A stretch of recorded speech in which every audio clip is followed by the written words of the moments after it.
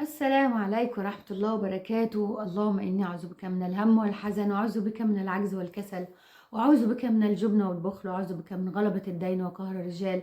اللهم أعم السلام في أنحاء العالم يا رب العالمين. اللهم اشف مرضانا وارحم موتانا، اللهم آمين يا رب العالمين. ازيكم يا حبايبي؟ يا رب تكونوا بخير وبصحة وسعادة. وطبعا فرحانة جدا كل إنسان بيبعت لي كومنت ويقول الحمد لله أنا استريحت، الحمد لله كنت بنام، الحمد لله انا تمام. يعني الناس بتفرحني والله، يعني فرحانه جدا.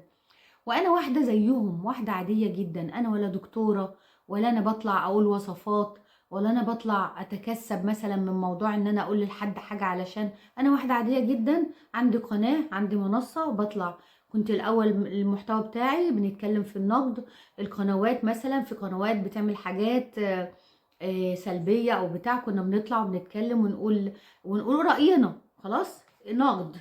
وكنا مثلا احيانا بنطلع برضو نتكلم عن نفسنا، عن تجاربنا في الحياة، عن سفرياتنا لليبيا، وسفريتنا لإيطاليا، وسفريتنا هنا في ألمانيا. ويعني فاحنا كنا ما بنتكلمش، ما خرجناش بره الايه، ما خرجناش بره النطاق اللي احنا كنا اللي هو محتوانا القديم. فانا لما طلعت اتكلم يا جماعه، انا كنت برضو بطلع اتكلم على تجربتي اللي هي ايه، ان انا آه كنت بشتغل، وبعدين سبت شغلي وقعدت في البيت. في خلال اسبوع بعد ما سبت شغلي تعبانه جدا، نايمه في السرير، ما مش قادره ولا احط ايد ولا رجل، ولا الم في كل انحاء جسمي، تركيز ما فيش، ضايعه. فالمهم قلت ايه، قلت يا جماعه انا عندي المنصه اللي هي منصه اليوتيوب دي. طبعا ما كنتش ليا مزاج اعمل اي حاجه الاول. فكنت اتفرجت على الدكتور ضياء وكده، فما كنتش الاول مقتنعه، زي ما قلت لكم ما كنتش مقتنعه بالكلام، مش عادي الكلام كتير. وبعدين ايه، قلت بدل ما انا مش مقتنعه. المهم لما قالوا توفى وبتاع، فانا رجعت قلت ايه الحكايه، توفى؟ الموضوع مش طبيعي، الموضوع فيه حاجة غريبة. المهم ابتديت اركز معاه، رجعوا مخلوني زي اي ناس. الدنيا كلها دلوقتي اكترها في كل دول العالم متابعة نظام الطيبات. طيب انا واحدة مختلفة عن الناس؟ لا، انا واحدة عندي امراض وعندي حاجات. ماشي، انا جايبه لكم اوراق، وجايبه لكم العصيان بتاعته، وجايبه لكم الحاجات البندجات والحاجات بتاعت كل حاجه عشان اوريكم. واللي بيتكلم ده يعذر، محدش يجي يتكلم من فراغ ويجي يتكلم ما انتش عارف حاجه حضرتك، ما تجيش تعدل عليا. ماشي، دلوقتي هما اللي دخلوا من القناه بتاعتي طبعا لهم كل الاحترام، ان هما دخلوا وعايزين ايه يفهموني، او عايزين يقولوا دول رايهم، انا متقبله رايهم وكل حاجه. بس انتوا ما تعرفونيش انا بتكلم ليه. او انا طلعت مثلا قلت تجربتي لما انا جربت 3 ايام، 3 ايام يا جماعه، كلام لسه جاي. 3 ايام وحسيت براحه، قدرت اقوم اقف، قدرت اقوم اتحرك، وقدرت اقوم انضف شقتي. ايه ده، ايه النظام الغريب ده؟ وقفت بس ايه، وقفت العيش الخبز الابيض، وكلت بطاطس بس ورز، وبقيت ادخل لحمه مع الرز واللحمه والبطاطس بس.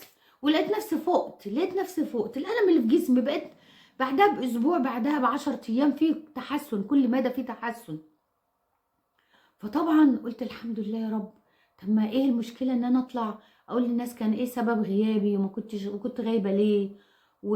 واقول لهم على التجربه اللي انا مريت بيها. طب ما الناس في ناس كتير قوي تعبانه، طب ما اقول لهم جايز يستفيدوا مني حاجه. ده كان اللي انا كنت عايزه اقوله. طبعا طلعت واتكلمت. انا ولا دكتوره، ولا انا ليا في موضوع الصحه نهائي، ولا ماليش دعوه باي حاجه تخص الصحه. انا طالعه بقول تجربتي زي مئات والوفات الناس ما طلعت على اليوتيوب وعلى التيك توك وكلموا. فانا واحده من الناس عاديه وطلعت اتكلم، ولقيت ناس بتدخل لي كتير على القناه. طب يا جماعه، طب خليك بقى متابع معانا، خلينا نشوف هنوصل لايه. اللي يقول لي مثلا التاني اللي عنده مرض، يقول لي التاني وتحسن، لا ما تحسنش، طب ايه الجديد عندك، طب ايه الجديد عندي. لقيت في ناس داخله بتقول لي انت دلوقتي بتقولي للناس حاجات المفروض انت ما تروجيش للموضوع. المفروض ده انت ما تقوليش للناس حاجات المفروض انت ما انتيش دارسه وما انتيش فاهمه، وده مش مجالك علشان تتكلمي فيه. ليه؟ ما كل الناس بتتكلم.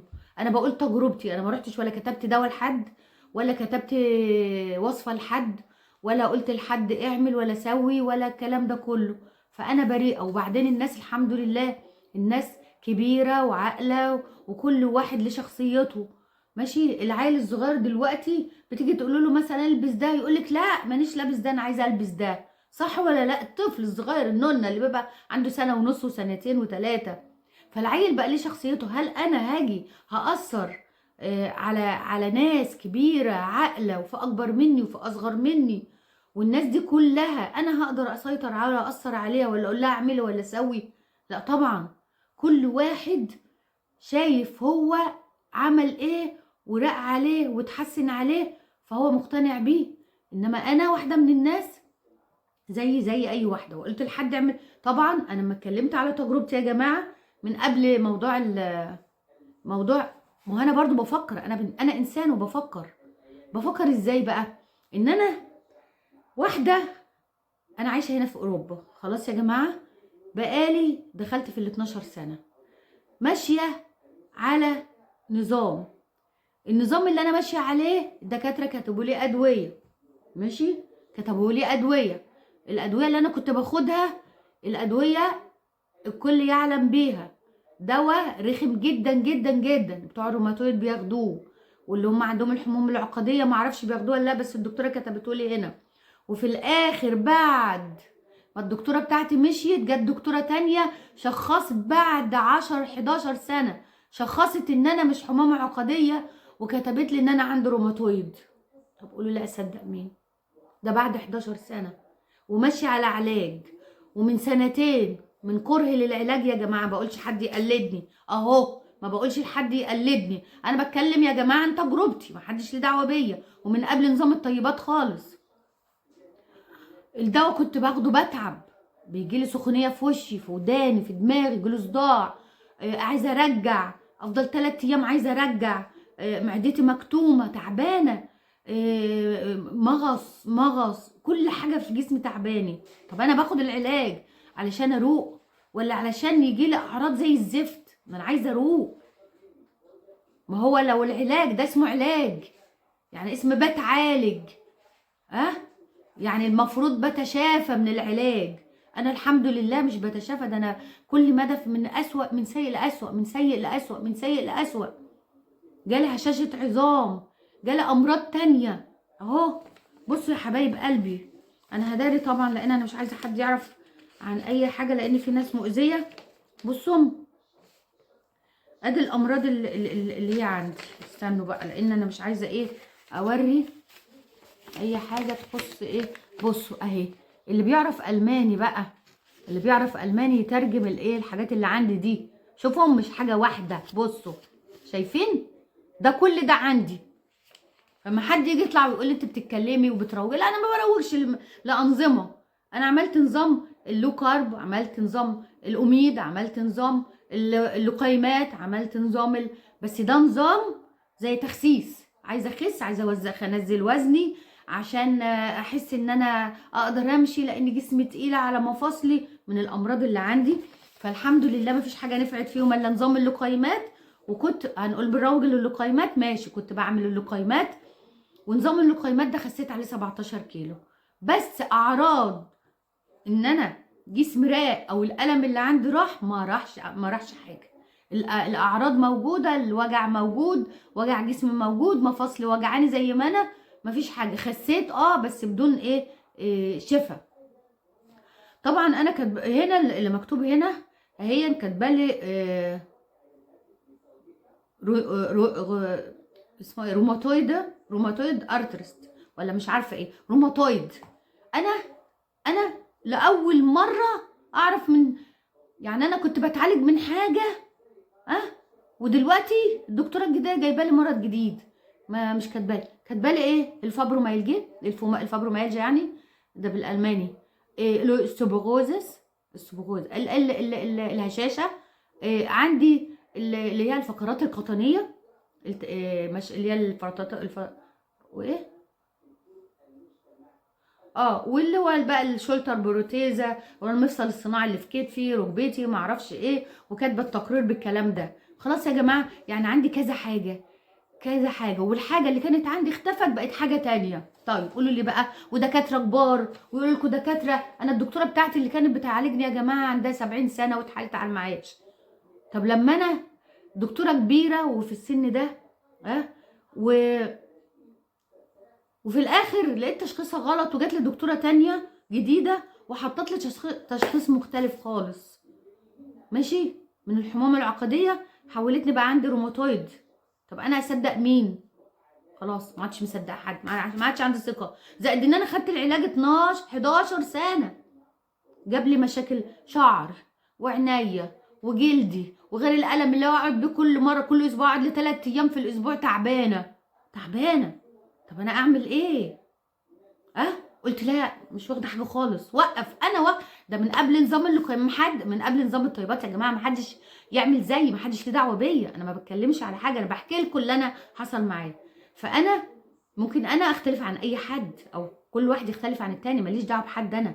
انا كل واحد قراره ياخده من نفسه. انا واحده قررت ان انا اموت نفسي، انتحر، انا حره، فما حدش هيحجر عليا. انما انا ما بقولش لحد تاني اعمل زيي، عشان ما حدش يجي يقول لي انت بتقولي وقفتي. لا، انا وقفت لان انا زهقت، مفيش تحسن عندي، ما بروقش، بل بالعكس بيزيد بيزيد بيزيد بيزيد بكل مدى من سيء لأسوأ، من سيء لأسوأ. قلت اعمل ايه يا ربي؟ وبقى ايه، دكاتره بقى، وكل شويه اشعات مقطعيه وتحاليل، وكل شهر راح اعمل تحاليل، وكل 3 شهور وشهر ونص اعمل تحاليل تانية، ومش ونفسي اتحسن، نفسي احس ان انا قادره اتحرك براحه بدون الم. لا، مفيش. فقلت ايه بقى، وقفت العلاج. وسبحان الله، اوقف العلاج من هنا يا جماعه. انا هقول لكم، انا لو كنت كده كنت وريت لكم رجلي، طبعا ما اقدرش اوريكم رجلي، طبعا عيب، ما ينفعش. بعد ما مشيت على نظام الطيبات يا جماعه، طبعا بقول لكم انا مبطله علاج من زمان، من قبلها بكتير، من قبل نظام الطيبات. نظام الطيبات ده انا عاملاه بقاله شهر. انما لما انا اجي اشوف بقى يا جماعه ان انا ماشيه على علاج بقالي 11 سنه ومن سيء لأسوأ، واجي امشي على نظام اكل بطاطس ورز اللي هو نظام الطيبات يعني، واجي في خلال 3 ايام والاقي نفسي تعافيت وقادره اقوم بعد ما كنت نايمه الصحه في السرير. ايه ده؟ طب دي مش هحط تحتها 200,000 خط يا جماعه؟ مش المفروض ده؟ لا، حطيت مليون خط تحت الموضوع وابتديت. انا بقعد كتير جعانه، على فكره مش جعانه، ما عدتش بجوع اصلا، بس بقعد على طول خلاص شبعانه، مش حاسه بالجوع اصلا. العطش فعلا انا مش بحس بالعطش كتير زي الاول. انا مش من النوع اللي كنت بشرب ميه كتير، لما بتحرك واعمل مجهود اشرب ميه كتير. انما لما ما بتحركش وما بعملش مجهود ما بشربش ميه كتير. دلوقتي بشرب ميه لما بلاقي نفسي عطشانه فعلا، بشرب ميه، محدش مانعني عن الميه. لو انا عايزه اشرب ميه كل دقيقه، مش يقولوا ده هو بيقول لي ايه ما عطشوا. لا، احنا ما قالش عطشوا نفسكم. انا لما اكون عطشانه حد يمنعني؟ ما الميه موجوده. لا، بشرب. مشيت على النظام، بعد كام يوم لقيت نفسي زي الفل. قلت لا، طب انا اللي ماشيه خلاص، انا كده كده رميت كل مش رميتها، عندي الادويه بس ما باخدش حاجه منها. ده من قبل نظام الطيبات، بنكرر اهون علشان ما حدش يجي يقول لي انت بتقولي للناس وقفوا ادويتهم. لا طبعا، ما بقولش لحد وقف دواء، استحاله ان انا اشيل مسؤوليه حد، كل واحد حر. وكل على فكره كل فاهم، وكل اتفرج على الدكتور وبيشوف لايفاته وبيشوف فيديوهاته. يعني مش انا اللي اقول، الدكتور هو اللي قال، وهم بيطبقوا بدماغهم لانهم ناس كبار واعيه. فمحدش يجي يقول انا بنقل لكم تجربتي اللي انا مره بيها، واللي انا بيحصل لي حاليا. المهم يا جماعه اهو، بصوا حبايبي اهو، علشان اقول لكم اهو ده ايه، الارتوبيدا اللي هو دكتور العظام. بصوا يا حبايبي، مش عايزه انا ايه، عشان في ناس مؤذيين بياخدوا الايه البيانات، ده من نظامنا القديم يا ولاد.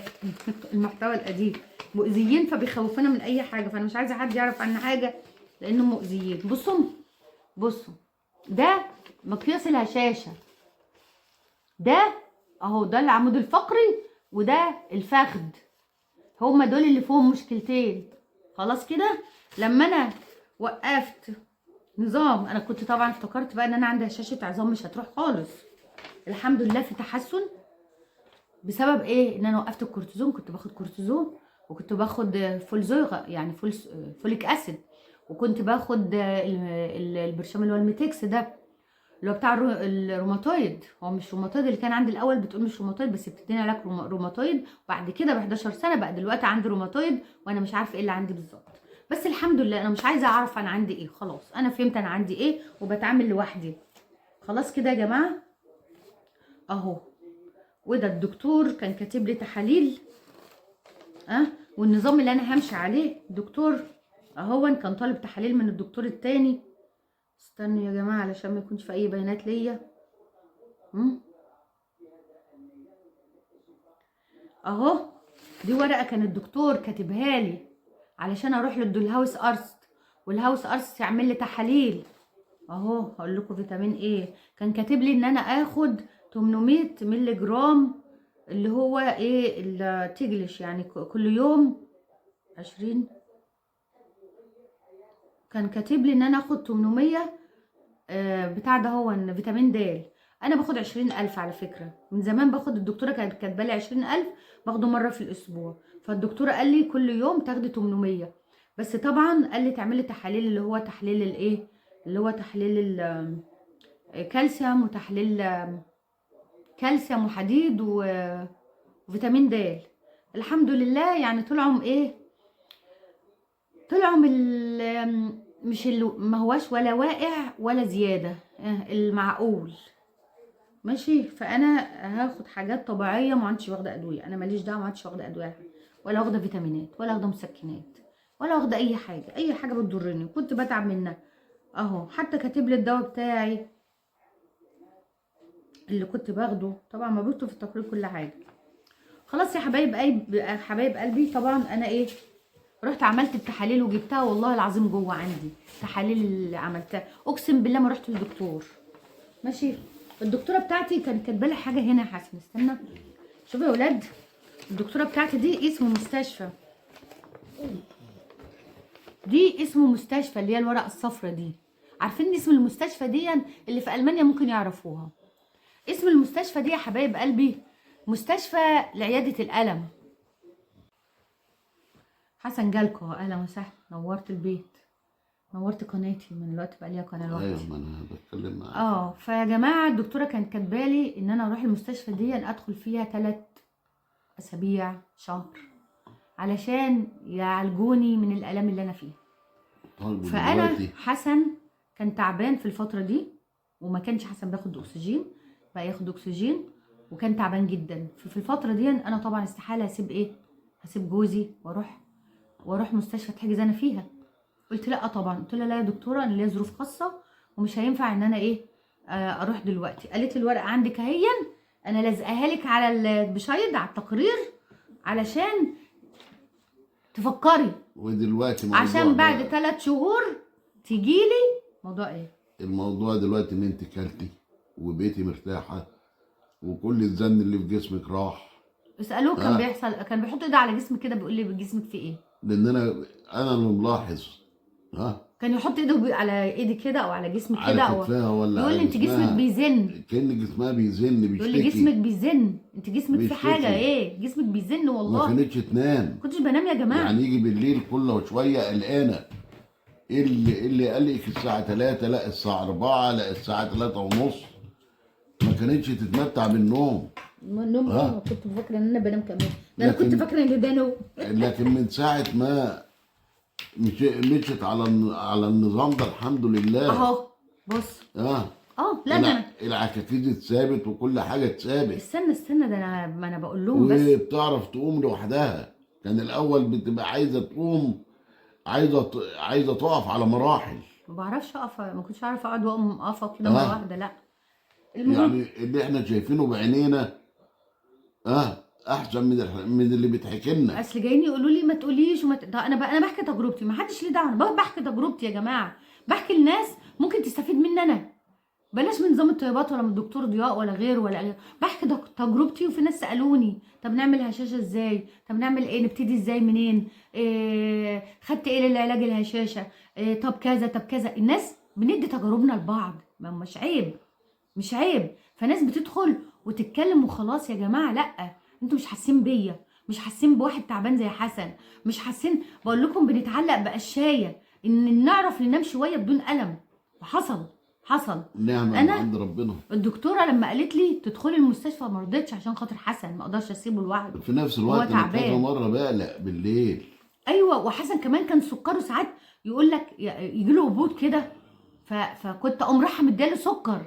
ما ده اللي الدكتور اتكلم فيه برضه، استغربت له. طب احنا بنمنع السكر، ولما السكر ينزل نجري ندي سكر، مش هو ده الممنوع؟ الله. فهمونا يا جماعه، فهمونا، انتوا لخبطتوا نفوخنا. الحاجه التانيه، انا بقى جايبه لكم العصيان دي ليه؟ طبعا ما رحتش المستشفى ولا سمعت كلام الدكتوره. انا طبعا بروح لها كل 3 شهور، بروح للدكتوره كل 3 شهور. يعني انا عندي ميعاد في شهر 6، 3/6 ان شاء الله. اقول لكم الجديد برضو مع الدكتوره الجديده اللي شخصتني تشخيص جديد بعد 11 سنه. كاتبه لي ان انا عندي روماتويد. وماله؟ كان الاول عندي حاجه اسمها ايه؟ ارتيمانودوزوم، اللي هي الحمومه العقديه. ايوه. انا بقولها بالالماني يا جماعه، ما اعرفش بالانجليزي، انا بقولها زي ما هو بيقولها هنا. يا حبايب قلبي، انا احترت وتعبت. كنت جالي حاله نفسيه، رحت لدكتور نفساني من كتر الالم اللي فيا. رحت لدكتور نفساني والدكتور ما عمليش حاجه. هيقعد يتكلم معاه، هو الدكتور الكلام هيشيل الالم؟ ما فاكرين ان هو ستريس، فاكرين ان هو ضغوط نفسيه او كده يعني من الحياه. لا. انت هتنام ولا ايه؟ لا. انت جاي تنيمني في أنام قناتي إيه؟ ولا ايه؟ اتكل على الله، اتكل على الله. ده ينام ينيمني وانا قاعد؟ لا لا، بينام والله. انت جاي تنام جنب كلام بينام ولا يا ايه؟ بنت صوتك هادي. لا لا لا، شكرا. يا اما تقعد في قناتي مصحصح، يا اما تروح قناتك يا حبيبي. خلاص كده، انا كل واحد امتلك. خلاص كده. ايوه حبايبي، فكمل بقى. الراجل ده جاي ينام جنبي ينيمني وانا قاعده. قلت لازم اطلع لكم النهارده كل حاجه. نفسي الفيديو ده عشان ما حدش يتكلم لي في القناه يقول لي والنبي انت بتقولي الناس، والناس انت بتضللي الناس، وانت عايشه دلوقتي في شهر العسل، وبعد 6 شهور هتشوفي النتيجه وهتلاقي نفسك جالك انيميا وهتقعي وهتموتي. لو انا هبله. حسن لو ايوه سمحت. معاكي يا ابني انت بتنام وربنا. صح والله. ما تحلفش والله، والله وربنا صح. بتنام. لا صح. معلش خلاص. ما احبش حد يبوظ لي الفيديو. معلش والله بجد ما احبش حد يبوظ لي الفيديو. انت جاي بتنام لي ليه؟ خلاص كده يا جماعه، هجيب نفسي كده. يلا اتكل على الله، اتكل على حبيبي. احنا طبيعتنا كده يا جماعه، ما حدش يعلق. احنا وحسن هو متفاهم طبعي وانا متفهمه طبعه، وكلنا متاقلمين مع بعض، فما حدش يعني يقعد يقول لي انت بتقولي له ولا بتعيدي. خلاص يا حبايب قلبي. بينسيني كنت هقول ايه؟ كنت بتكلم في ايه انا؟ والله العظيم نساني. ده اللي انا بقول عليه. في النوم. طلعت قلت لازم اوريه. كانت اللي بيدخل يقعد يقول لي انت في شهر العسل وبطلت الاكلات، ممكن كانت متعارضه مع جسمك، دلوقتي بقيتي كويسه بس بعد قدام هتشوفي. طب ليه الاحباط ده يا جماعه؟ ما تسيبونا نعيش، حتى لو هنعيش لنا يا اخي ال6 شهور بدون الم. مش هينفع حسن تشغل حاجه عشان الصوت. سيبونا نعيش حتى 6 شهور بدون الم، موافقين. وبعد ال6 شهور لو احنا اغمى علينا، لو احنا جالنا انيميا، هنلحق نفسنا. احنا ما خدناش حاجه. ده اكل.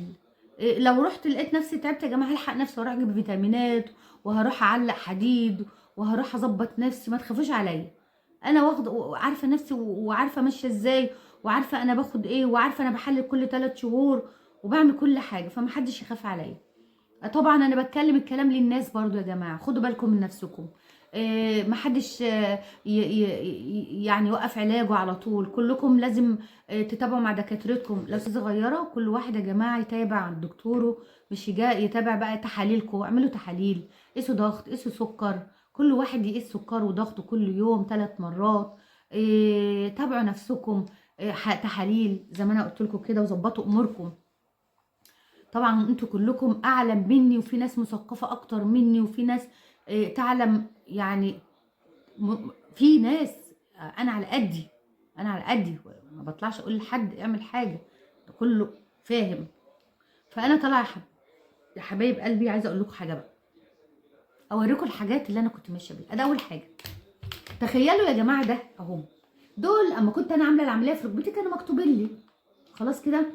فدول عندي محتفظه بيهم بقالي كام سنه. ليه؟ ما انا ممكن ارميهم، انا مش هعمل بهم ايه؟ انا لو انا سليمه اعمل بهم ايه يعني؟ فمحتفظه بيهم ليه؟ لان ان شاء الله كل شويه كنت بحتاجهم، كل شويه اتعب ومعرفش امشي كويس، فاحتاج دول وامشي بيهم واسند بيهم عشان اعرف امشي، عشان ما اتغش على مفاصل المفصل بتاع فخدي، علشان ما امشيش على ركب رجليها من تحت توجعني، مفاصل كلها بقى بتوجعني. فاقوم واخده دول. كنت بروح الشغل احيانا والله العظيم يا جماعه، كنت بروح بالعصيان دي واقوم سركناهم. وسبحان الله ربنا بيقوي البني ادم عشان شغله. وبعد كده اخرج وامسك العصيان وامشي بيها، بقيت بعد ما اخلص شغل اجي ابص مش قادره امشي. سبحانك يا رب. يعني ربنا حتى بيدي للناس قوه ان هي تكمل شغلها، لان عارف ان احنا عايشين من اللقمه دي، وعارف ان الشغل ده هو اللي بيعيشنا، هو اللي بيدفع لنا ايجارنا، هو اللي بياكلنا، هو اللي بيشربنا. فوقت الشغل كنت سبحان الله ربنا يديني قوه.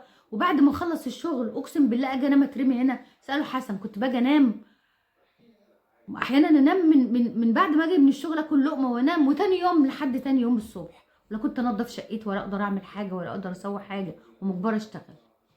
خلاص يا جماعه اتفضلوا يا جماعه. بصوا يا حبايبي اهو، ده حزام ايه؟ ده حزام ايه؟ بص ده حزام، اتفضلوا. ده حزام ايه؟ للظهر. شوفهم قد ايه كبه اهو، عاملينهولي عشان كنت اقدر اقعد وامشي واتحرك اهو. رمياه البسه شويه واتخنق منه واقوم رمياه اهو. ماشي. اتفضلوا يا حبايب قلبي. دي ايه؟ دي بنداجه. بنداجه لايه يا ولاد؟ بصوا يا ولاد من جوه عامله ازاي، متبطنه وعامله ازاي من جوه. دي الدكتور لما بقول لها يا دكتوره كوعي وجعني وكوعي الاتنين وجعاني، قالوا لي حاجه عندك ايه مش عارفه الانبوجن ايه كده، الانبوج مش عارفه ايه اللي هو بتاعت اللي هي اللي هم عندهم بتاعت التنس او ال اللي بيرموا قلت لازم اسمها الهوكي. ايه يا اخويا؟ الهوكي. اسكت يا حسن النبي الله يبارك لك. لا الجولف. الجولف. جولف او التنس هم قالوا كده يعني. فان شاء الله كتبوا لي دي وكتبوا لي دي. البسهم فين بقى؟ ان شاء الله في كوعي هنا. طبعا البسهم من هنا والدم يتكتم في ايديا الاتنين من هنا، واللي يا لهوي اقلعي ارمي، ما بقتش استعملهم برضو. ماشي اهي بصوا اي كعب رجلي من تحت، رجلي من تحت اجيب دي. وعندي والله العظيم في ركبي اديتها لابني، وعندي واحده هنا قعدت ادور عليها مش لاقياها، وكنت جايبه هنا للمعصم في ايديا هنا. المعصم بتلبس كده وفي الصبع كده وبيبقى ماسك الايد من هنا كده لحد هنا برضو كان عندي، بس انا نقلت من بيت لبيت قعدت ادور لكم عليها ما لقيتها. ف الحمد لله ان احنا ربنا عافانا. الحمد لله ان ربنا بعت لنا نور كده مشينا وراه.